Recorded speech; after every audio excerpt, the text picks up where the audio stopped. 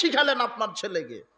ও মরার পরে হুজুর ভাড়া করে এনে বলবে বাপের নামে 40 করে দাও, ও যাক যেখানে যাক, ওকে দিয়ে কিছু হবে না। আর আপনার ছেলেকে যদি দ্বীনের জ্ঞান শিক্ষা দিতেন, হাফেজ হাফেজা, আলেম আলেমা বানাতেন, তখন এই সন্তান আল্লাহর কাছে দোয়া করত। কিভাবে দোয়া করত? আল্লাহ মাগফির লাহু ওয়ারহামহু ওয়াফি ওয়াফু আনহু ওয়াকরিম নুজুলাহু ওয়াসি মাদখালাহু ওয়াগসিলহু বিল মাই ওয়াসসালজি ওয়াল বারাদ ওয়া নাক্কিহি মিনাল খাতায়া কামা নাক্কাস সাবুল আবিয়াজু মিনাদ দানাস আবদিলহু দারান খায়রাম মিন দারিহি ওয়া আহলান খায়রাম মিন আহলিহি ওয়া জাওজান খায়রাম মিন জাওজিহি ওয়াদখিলহুল জান্নাহ ওয়াইজু মিন আযাবিল কবর ওয়া মিন আযাবিন নার।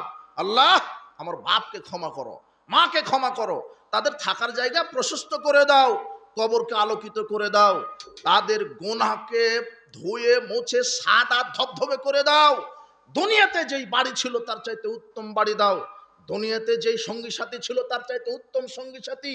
আরে আল্লাহ, আপনি সঙ্গী সাথী হয়ে যান, আপনি তার অভিভাবক হয়ে যান, আর আপনি আমার পিতামাতার কবর শাস্তি মাফ করেন, জাহান্নামের শাস্তি মাফ করেন, আর জান্নাতে প্রবেশ করিয়ে দেন। আপনার এই আলেম ছেলেটা, আলেমা মেয়েটা এইভাবে দোয়া করত।